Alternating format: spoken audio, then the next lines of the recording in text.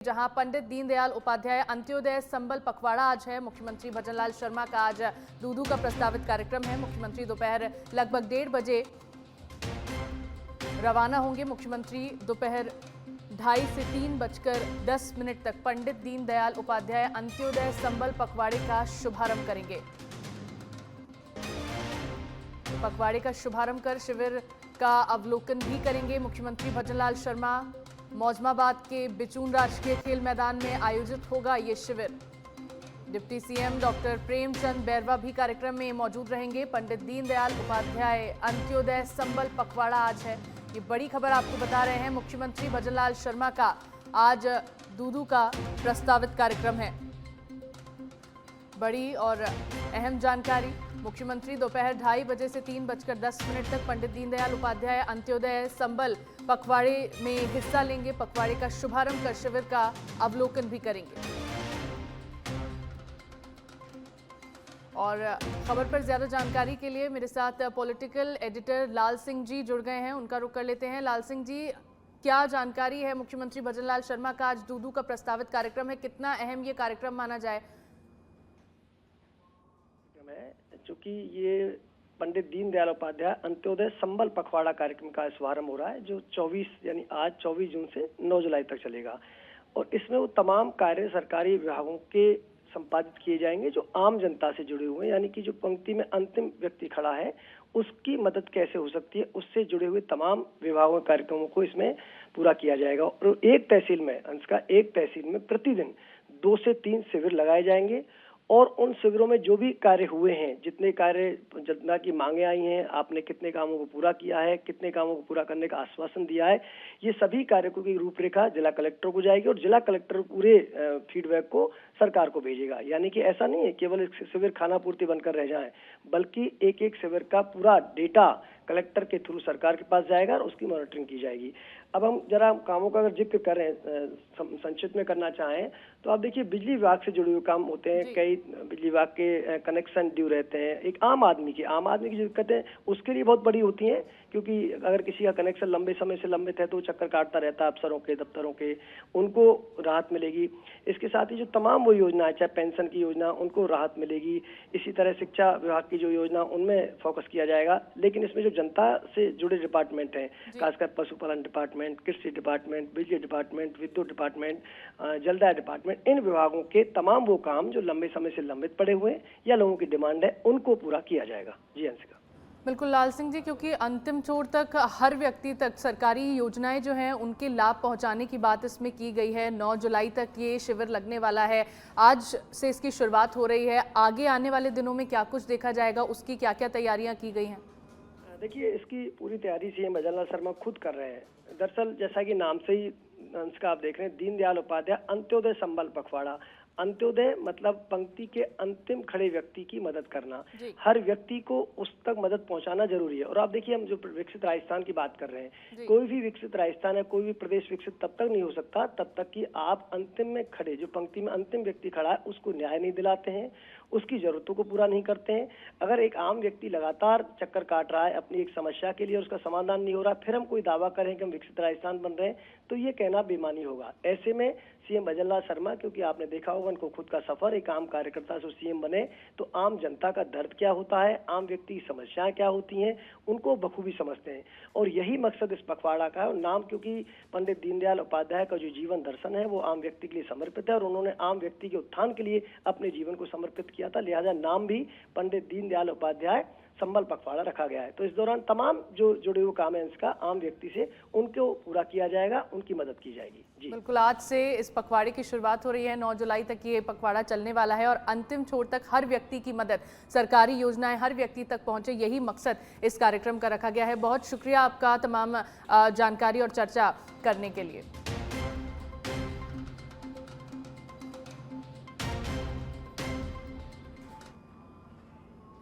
और चलिए खबरों में आगे बढ़ते हैं, जहां जयपुर में रेजिडेंट डॉक्टर का 2 घंटे कार्य बहिष्कार। उदयपुर में डॉक्टर रवि शर्मा की मौत पर रेजिडेंट डॉक्टर्स विरोध जता रहे हैं। 8 से 10 बजे तक ओपीडी आईपीडी में रेजिडेंट डॉक्टर का बहिष्कार किया गया है। ट्रॉमा, इमरजेंसी, आईसीयू, ईओटी और लेबर रूम में सेवाएं जारी हैं। विभिन्न मांगों को लेकर पेन डाउन हड़ताल का आज दूसरा दिन है और ओपीडी आईपीडी में रेजिडेंट डॉक्टर्स की हड़ताल है। ट्रॉमा इमरजेंसी, आईसीयू, ईओटी और लेबर रूम में सेवाएं जारी हैं। मांगे नहीं माने जाने पर आंदोलन को तेज करने की भी चेतावनी दी गई है। तो विभिन्न मांगों को लेकर पेन डाउन हड़ताल का आज ये दूसरा दिन है। लगातार डॉक्टरों की ओर से मांगे उनकी रखी जा रही हैं। मांगे नहीं माने जाने पर आंदोलन को तेज करने की चेतावनी भी दी गई है। हालांकि आमजन जो कि अस्पताल में इलाज के लिए पहुंच रहे हैं, परेशानियों का सामना उनको करना पड़ रहा है।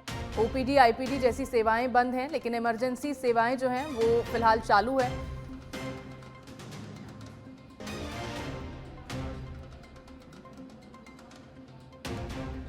और खबर पर ज्यादा जानकारी के लिए एसोसिएट एडिटर निजाम कंटारिया मेरे साथ जुड़ गए हैं।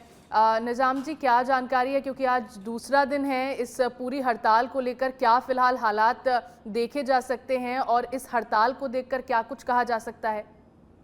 बिल्कुल, देखिए कि जो उदयपुर के रेजिडेंट है डॉक्टर रवि शर्मा, उनके करंट लगने से कूलर में करंट की वजह से मौत हो गई थी। उस मामले में अलग अलग पोस्टमार्टम हुए, 2 पोस्टमार्टम और दोनों की रिपोर्ट भी अलग है। इस पूरे मामले की निष्पक्ष जांच करने की मांग है। उसके साथ ही एक परिजनों को आर्थिक मुआवजा, एक परिजन को नौकरी और इसके साथ ही कुछ अन्य जो मांगे हैं उन सबको मिला के लगातार ये मांग करें। उदयपुर, जोधपुर और जयपुर, ये तीनों ही जगह के रेजिडेंट डॉक्टर हड़ताल पे हैं। पेन डाउन हड़ताल है जो सुबह 8 से 10 बजे तक होती है। अब 8 से 10 बजे तक अभी फिलहाल कहे तो एसएमएस में जो ओपीडी और आईपीडी थी, वहां पे रेजिडेंट डॉक्टर ने काम नहीं किया। दूसरी तरफ जो इमरजेंसी सेवाएं हैं, जो ट्रॉमा है, आईसीयू है या ईओटी है, वो लेबर रूम में जो है रेजिडेंट काम कर रहे हैं। फिलहाल जो है पूरी तरह से हड़ताल नहीं, केवल ये पेन डाउन सांकेतिक पेन डाउन है। और अब लगातार चेतावनी दे रहा है एसोसिएशन कि अगर जल्दी ही मांगे नहीं मानेंगी तो वो लंबी हड़ताल पे जाने की तैयारी कर रहा है। और देखिए कि इसकी वजह से असर भी देखा जा रहा है। अब चूंकि 10 बज रहे हैं, 10 बजने के साथ ही जो है रेजिडेंट फिर से जो है अन्य सेवाओं में वापस जुड़ रहे हैं, क्योंकि 8 से 10 2 घंटे का ही पेन डाउन रखा गया है। तो अब ये लगातार आज दूसरा दिन है और संभवतः इस मामले में सरकार की ओर से भी आगे बढ़ा जाता है। बिल्कुल निजाम जी, मैं चाहूँगी एक बार डॉक्टरों की जो मांगे हैं वो भी आप बताइएगा। और मांगे अगर नहीं पूरी होती हैं, क्योंकि हालात हम देख रहे हैं, ओपीडी, आईपीडी जैसी सेवाएं अभी बंद की हुई हैं, इमरजेंसी सेवाएं हालांकि चालू हैं, लेकिन फिर भी जो जनता अस्पताल में पहुंच रही है इलाज करवाने के लिए, इलाज नहीं हो पा रहा है, काफ़ी परेशानियों का सामना उनको करना पड़ रहा है। और डॉक्टरों ने साफ कह दिया है कि अगर मांगे नहीं मानी गई तो आगे आंदोलन और बढ़ाया जाएगा और बड़े आंदोलन की चेतावनी उनकी ओर से दी गई है। बिल्कुल, देखिए इसमें मुख्य जो मांग है वो है इस पूरे मामले की निष्पक्ष तौर पे जांच करना, इस पूरे घटनाक्रम की जो जिस तरीके से कि भाई कौन दोषी अधिकारी है उनके खिलाफ कार्रवाई करना, जो परिवार है उसको आर्थिक मुआवजा देना, परिवार के एक व्यक्ति को सरकारी नौकरी देना। और इसके साथ ही अगर बात की जाए तो इस पूरे मामले की निष्पक्ष जांच की मांग को, लेकिन एक जो मांग है वो बेहद अलग है। उसमें जब कहा गया है कि प्रशासन और सरकार क्षमा याचना करे कि उनकी गलती की वजह से डॉक्टर का निधन हुआ है। फिलहाल इन सभी बातों पे और दूसरा जो अगर है सरकार की तरफ से किसी तरह की वार्ता जो है उनकी तरफ से अभी जानकारी नहीं आ पाई है। लेकिन ये है कि जयपुर का जो एसोसिएशन है रेजिडेंट डॉक्टर, उसने चेतावनी दी है कि अगर इन मांगों को नहीं माना गया तो वो और कठोर सख्त आंदोलन की ओर बढ़ेंगे।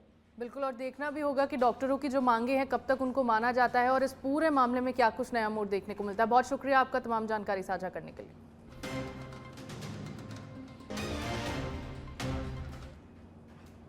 और चलिए खबरों में आगे बढ़ते हुए राजसमंद से बड़ी खबर का रुख कर लेते हैं, जहां जिला कलेक्टर अरुण कुमार हसीजा ने प्रभु श्रीनाथ जी के दर्शन किए हैं। मंदिर परंपरा अनुसार मंदिर के अधिकारी सुधाकर शास्त्री से जिला कलेक्टर का उपरना ओढ़ाकर पान बीड़ा भेंट कर स्वागत किया गया। जिला कलेक्टर पहुंचेंगे राजसमंद जिला कार्यालय, राजसमंद जिला कलेक्टर कार्यालय पहुंचेंगे और पदभार ग्रहण करने के पहले पुलिस जवानों द्वारा गार्ड ऑफ ऑनर उन्हें दिया जाएगा। जिला कलेक्टर पहुंचेंगे आज, इसके साथ ही पदभार ग्रहण करने के पहले पुलिस जवानों द्वारा गार्ड ऑफ ऑनर उन्हें दिया जाएगा। इसके पश्चात नए जिला कलेक्टर पदभार ग्रहण करेंगे। ये बड़ी खबर इस वक्त की आपको बता दें, जहां राजसमंद से ये बड़ी खबर है। जिला कलेक्टर अरुण कुमार हसीजा ने प्रभु श्रीनाथ जी के दर्शन किए हैं। आप तस्वीरें देख रहे हैं। प्रभु श्रीनाथ जी के दर्शन करने पहुंचे जिला कलेक्टर। मंदिर परंपरा के अनुसार मंदिर के अधिकारी सुधाकर शास्त्री ने उन्हें उपरना उड़ाया, पान बीड़ा भेंट किया और जिला कलेक्टर राजसमंद जिला कलेक्टर कार्यालय पहुंचेंगे, पदभार ग्रहण करेंगे और उससे पहले पुलिस जवानों की ओर से उन्हें गार्ड ऑफ ऑनर भी दिया जाएगा। तो ये कुछ तस्वीरें आप देख रहे हैं जहां श्रीनाथ जी के दर्शन करने पहुंचे जिला कलेक्टर और उस वक्त किस तरह से मंदिर में उनका स्वागत किया गया, उनका सम्मान किया गया। आप देख सकते हैं उपरना उड़ाकर उनका यहां स्वागत किया गया, सम्मान किया गया। जिला कलेक्टर अरुण कुमार हसीजा प्रभु श्रीनाथ जी के दर्शन करने पहुंचे। और अब खबर नगर निगम हेरिटेज जयपुर से है, जहां हेरिटेज निगम आयुक्त पद संभालते ही डॉक्टर निधि पटेल ने फील्ड निरीक्षण किया। सुबह 6 बजे से आयुक्त फील्ड में सक्रिय कलेक्ट्री सर्कल, बनी पार्क, सुभाष नगर, दूध मंडी इलाके में सफाई व्यवस्था देखी गई। सड़कों पर गंदगी देख आयुक्त निधि पटेल ने मौके पर स्वास्थ्य निरीक्षक बुलाए। आयुक्त निधि पटेल ने निर्देश दिए हैं सार्वजनिक स्थानों पर सड़क पर कचरा ना हो। नियत समय पर निगम कर्मचारी कार्यस्थल पर पहुंचे और सुदृढ़ बनाए सफाई व्यवस्था, ये भी कहा गया। आयुक्त निधि पटेल ने वार्डों में डोर टू डोर कचरा संग्रहण का भी जायजा लिया। निगम क्षेत्र के 7 वार्डों में कचरा संग्रहण व्यवस्था देखी गई। घरों से नियत समय पर ही कचरा संग्रहण करने के निर्देश दिए गए। आयुक्त निधि पटेल ने यह भी कहा कि सफाई व्यवस्था का लगातार औचक निरीक्षण किया जाएगा। सफाई व्यवस्था में लापरवाही नहीं की जाएगी, किसी भी तरह से ये लापरवाही बर्दाश्त नहीं की जाएगी। वहीं हाजिरी गांवों पर गंदगी को लेकर आयुक्त सख्त नजर आई। निगम के कार्यालयों में पूर्ण साफ सफाई के निर्देश दिए गए हैं। तो आयुक्त निधि पटेल की ओर से ये तमाम निर्देश दिए गए। और खबर पर ज्यादा जानकारी के लिए मेरे साथ संवाददाता कुणाल भटनागर जुड़ गए हैं, उनसे जानकारी हासिल करते हैं। कुणाल, क्योंकि सफाई व्यवस्था का आज जायजा लिया गया आयुक्त निधि पटेल की ओर से, क्या कुछ निर्देश दिए गए और किस तरह देखा जाए उनका ये जो जायजा था उसको? देखिए, आपको बता दें कि कल इन्होंने पद ग्रहण किया था और आज इनका जो सक्रियता है वो फील्ड में नजर आई। आज सुबह 6 बजे से जो है जो इनका क्षेत्र अधिकार है वहां पर इनके द्वारा लगातार जो है दौरे किए गए। बनी पार्क, सुभाष नगर, दूध मंडी इलाके में जो साफ सफाई की इनके द्वारा व्यवस्था देखी गई। इसके अलावा डोर टू डोर कचरा संग्रहण की किस तरह से व्यवस्था है इसको लेकर जो है निरीक्षण किया गया और साथ ही दिशा निर्देश दिए गए, क्योंकि अभी बारिश का समय चल रहा है और निगम की जिम्मेदारी जो है बनती है उसको लेकर जो अधिकारी हैं उनको दिशा निर्देश दिए गए हैं। और इसके साथ ही कचरा संग्रहण को लेकर भी जो है व्यवस्था दुरुस्त करने के लिए जो है कहा गया है। आपको बता दें कि इनके द्वारा लगातार, क्योंकि औचक निरीक्षण कल इन्होंने पदभार ग्रहण किया था और आज सुबह से ही लगातार इनके द्वारा जो है निरीक्षण किया जा रहा है। जी बिल्कुल, निरीक्षण क्योंकि निधि की ओर से, आयुक्त निधि की ओर से किया गया, लेकिन निरीक्षण से पहले के क्या हालात देखे जा सकते थे?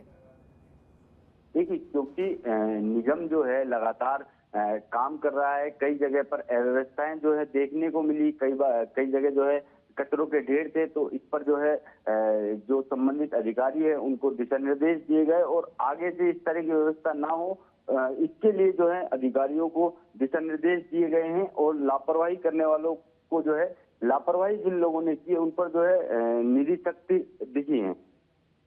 बिल्कुल कुणाल, क्योंकि सफाई व्यवस्था को ध्यान में रखना बहुत ज़्यादा ज़रूरी है ताकि शहर को साफ रखा जाए, अपने आसपास के क्षेत्रों को साफ किया जाए। इसी बात को ध्यान में रखते हुए आयुक्त निधि पटेल की ओर से ये निरीक्षण किया गया और साफ तौर पर कहा गया है कि अगर किसी भी तरह की सफाई व्यवस्था को लेकर लापरवाही देखी गई तो उस पर कड़ी से कड़ा एक्शन लिया जाएगा। बहुत शुक्रिया कुणाल आपका तमाम जानकारी साझा करने के लिए।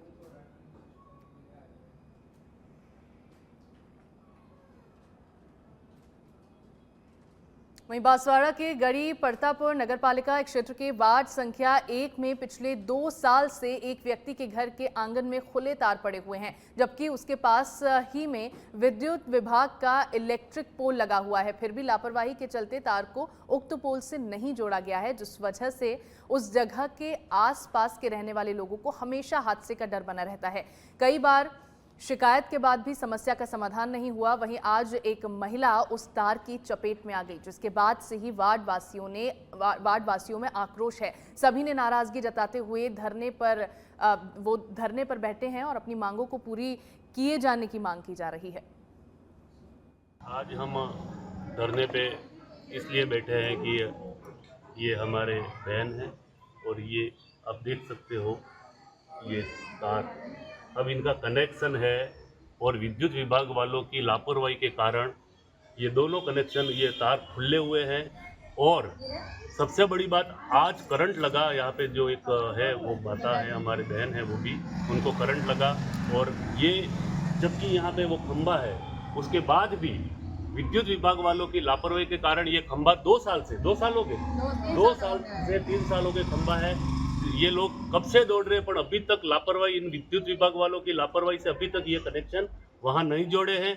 आज बड़ा हादसा होते होते टला है, उसके बाद भी करंट लगा। मेरा प्रशासन से भी और आज धरने का मुख्य उद्देश्य ये है, हमारे जब तक इनका कनेक्शन नहीं जोड़ा जाता तब तक हम धरने पे बैठेंगे। चाहे बरसात का मौसम है, बरसात पड़े, आंधी तूफान कुछ भी आए, हम सब है और तब तक धरने पे बैठेंगे जब तक इनका कनेक्शन वहां नहीं करे। और चलिए अब जैसलमेर से बड़ी खबर का रुख कर लेते हैं, जहां पुलिस थाना सदर के हाथ लगी है बड़ी सफलता। एनडीपीएस एक्ट में 10,000 रुपए का इनामी अपराधी फरार था, उसे गिरफ्तार कर लिया गया है। एसपी सुधीर चौधरी के आदेशानुसार ये कार्रवाई हुई है। नशे के सौदागरों के खिलाफ और वांछित अपराधियों की धरपकड़ के थाना अधिकारियों को निर्देश दिए गए थे, जिसके बाद पुलिस ने ये सफलता हासिल की है। 10,000 रुपए का इनामी अपराधी ये था, गिरफ्तारी इसकी अब हुई है।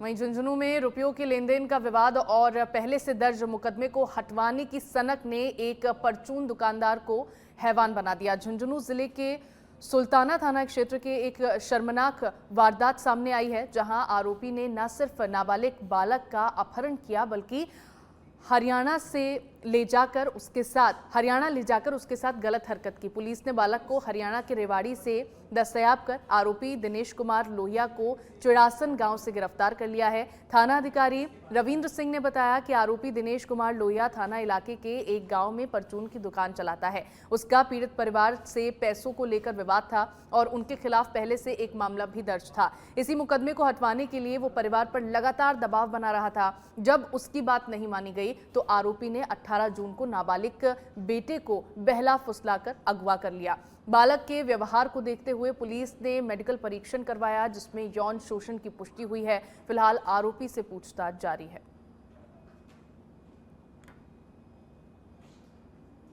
नाबालिग बालक के माता पिता ने थाने पर आकर एक रिपोर्ट दी कि मेरे बच्चे का घर से अपहरण हो गया है, जिस पर पुलिस टीम द्वारा त्वरित कार्रवाई की गई।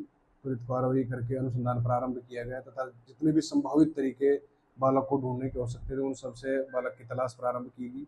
बालक को लगभग 25 से 30 घंटों में दस्तयाब किया गया तथा बालक को दस्तयाब कर माँ बाप को सुपुर्द किया गया। उसके पश्चात अपहरणकर्ता को भी तलाश की जाकर अपहरणकर्ता को भी पॉक्सो एक्ट की विभिन्न धाराओं में व अपहरण की धाराओं में गिरफ्तार किया गया है। रुपयों की डिमांड नहीं की गई थी। इसके खिलाफ जो मुकदमा दर्ज थाने पे करवाया गया था उस मुकदमे को खारिज करवाने के लिए और बच्चे को डरा धमका कर अपने साथ ले गया था। हाँ, नाबालिग बच्चे का मेडिकल करवाया गया है। बच्चे के बयान भी 183 BNSS के अंतर्गत करवाए गए हैं। मेडिकल जांच। वहीं झुंझुनू भाजपा जिला अध्यक्ष पद पर हर्षिनी कुलहरी की नियुक्ति के बाद भाजपा प्रदेश प्रवक्ता कृष्ण कुमार जानू ने जिला अध्यक्ष की नियुक्ति पर सवाल उठाए थे, जिसके बाद भाजपा की प्रदेश अनुशासन समिति ने प्रदेश प्रवक्ता कृष्ण कुमार जानू को नोटिस भी थमा दिया था। अब इस मामले में पहली बार भाजपा जिला अध्यक्ष हर्षिनी कुलहरी की प्रतिक्रिया भी सामने आई है। उन्होंने इस मौके पर अपनी नई कार्यकारिणी को लेकर चर्चा करते हुए बताया कि युवाओं और महिलाओं को साथ साथ एक्टिव कार्यकर्ताओं को जगह दी जाएगी। पहले प्रदेश की टीम घोषित होगी, इसके बाद ही जिले की टीम बनाकर घोषित की जाएगी। उन्होंने ये भी बताया कि कांग्रेस के जरिए थोपे गए आपातकाल को लेकर भी हर व्यक्ति तक सच्चाई पहुंचाने का काम किया जाएगा। कार्यकारिणी का जो विस्तार होगा वो हम हमारे जो वरिष्ठ भारतीय जनता पार्टी के कार्यकर्ता जो रहे हैं, जिनका एक्सपीरियंस बहुत लंबे समय से रहा है, उन सब के साथ हम बैठ के विचार विमर्श करके 1 to 1 हम बैठ के बात करेंगे और सामूहिक रूप से डिसीजन लेंगे। और युवाओं को ज्यादा से ज्यादा, जो एक्टिव मेंबर्स है, कहते हैं एज का कोई क्राइटेरिया नहीं होता, अगर आप जोशीले हो तो ये बात सत्य है। जो एक्टिव रहेंगे, जिनकी वर्किंग बहुत अच्छी रहेगी और जो युवा रहेंगे और खास करके महिलाओं को सशक्त करने के लिए भी हम काम करेंगे। देखिए, मैं जिला प्रमुख के पोस्ट पे भी रही हूँ और जिला अध्यक्ष के पोस्ट पे भी हूँ, तो मैंने तो एक प्लेटफॉर्म पे आकर बहुत ही कॉमन तरीके से सभी का काम किया। मेरे पास कोई आया तो मैंने कभी मना नहीं किया और इसी प्रकार से जिलाध्यक्ष के पद पे मैं हूँ तो मैं तो सभी को साथ लेकर हम विश्वास करती हूँ, साथ लेकर। और अब खबर कोटपुतली के बानसूर विधानसभा के नारायणपुर में गढ़ी से है, जहां ग्रामीणों को विद्युत ट्रांसफार्मर नहीं मिलने पर लोग विद्युत ग्रिड के सामने धरने पर बैठ गए हैं। लोगों को लगातार यहां पर परेशानियों का सामना करना पड़ा, जिसके बाद अब धरने पर बैठे हैं और ट्रांसफार्मर की मांग कर रहे हैं। युवा नेता राकेश दायमा के नेतृत्व में बड़ी संख्या में ग्रामीणों के साथ लगातार विद्युत विभाग का विरोध जता रहे हैं। विद्युत विभाग पर 7,000 की रिश्वत से ट्रांसफार्मर देने का आरोप भी लगाया जा रहा है। करीबन 10 महीने से विद्युत ट्रांसफार्मर नहीं मिलने पर गुस्साए ग्रामीणों ने ग्रेड के सामने बैठकर विरोध जताते हुए दूसरा दिन उनको हो गया है, लेकिन विद्युत विभाग की ओर से ग्रामीणों को कोई आश्वासन नहीं दिया जा रहा। जी, कैसे बैठे हो आज आप? आज हम नारायणपुर विद्युत विभाग कार्यालय के बाहर बैठे हैं। सुबह से 10 बजे के ये सब किसान लोग इसलिए आए हुए हैं, ये सिर्फ एक डीपी के लिए, जिसको जड़े हुए 10 महीने हो गए। गढ़ी पंचायत में जिस डीपी को जड़े हुए 10 महीने हो गए, डीपी थी 25 की, इन्होंने 16 की थी उस टाइम किसानों को।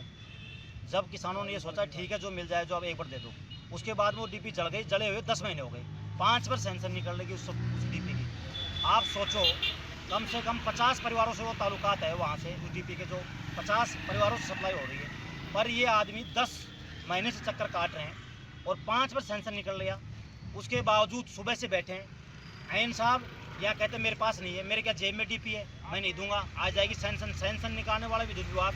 हम ये थोड़ी जानते सेंसन कहाँ से निकलेगी। हम यहाँ बैठे हैं विद्युत विभाग के ऑफिस, जब तक हमारे को ट्रांसफर नहीं दिया जाएगा, जब तक